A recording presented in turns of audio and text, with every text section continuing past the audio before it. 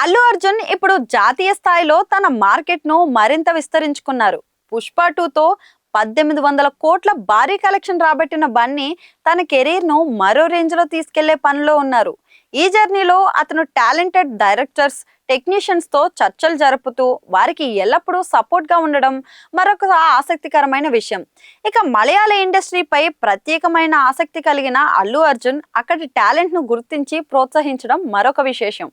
Latest Malayalam చిత్ర పరిశ్రమలో సంచలనం సృష్టించిన వైలెంట్ ఫిల్మ్ మేకర్ ను బన్నీ ప్రత్యేకంగా అభినందించినట్లు తెలుస్తుంది.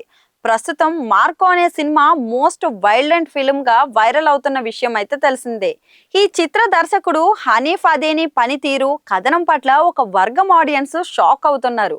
డైరెక్టర్ ఏంటి మరి ఇంత వైల్డ్ గా ఉన్నాడనే మీమ్స్ కూడా వస్తున్నాయి. ఇక ఈ క్రమంలో అల్లు అర్జున్ అతని మేకింగ్ విధానంపై పాజిటివ్ గా స్పందించినట్లు తెలుస్తోంది.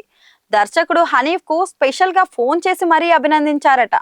ఈ చిత్రంలో ఉన్న హై ప్రొడక్షన్ వాల్యూస్, కథ బలం, అలాగే ఉన్ని ముకుందన్ అదిరిపోయే నటన సినిమాను అత్యున్నత స్థాయికి తీసుకెళ్లాయని చెప్పారట.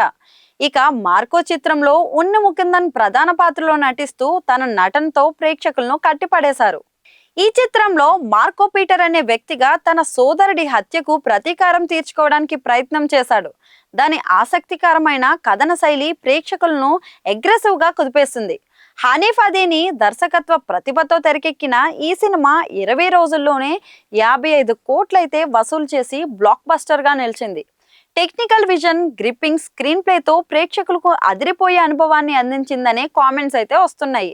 మలయాళ సినిమా ఇండస్ట్రీలో అద్భుత విజయం సాధించిన ఈ చిత్రంపై బన్నీ చూపిన ఆసక్తి అభిమానులకు మరింత ముచ్చట కలిగిస్తోంది. ఇకపోతే పుష్ప ది రైస్ తో భారీ విజయం అందుకున్న అల్లు అర్జున్ తన తదుపరి చిత్రం కోసం త్రివిక్రమ్ తో కలిసి పనిచేయడానికి సిద్ధమవుతున్నారు. ఇదే సమయంలో ఇతర ఇండస్ట్రీల టెక్నీషియన్స్ ను ప్రోత్సహిస్తూ బన్నీ తన జాతీయ స్థాయి క్రేజ్ ను మరింత పెంచుకుంటున్నారు. ఇక త్రివిక్రమ్ అనంతరం ఐకాన్ స్టార్ సందీప్ రెడ్డి వంగ దర్శకత్వంలో ఒక సినిమా చేయడానికి ఒప్పుకున్నారు. అలాగే సంజయ్ లీలా బన్సాలీతో కూడా చర్చలు జరుగుతున్నట్లు టాక్ అయితే వినిపిస్తోంది.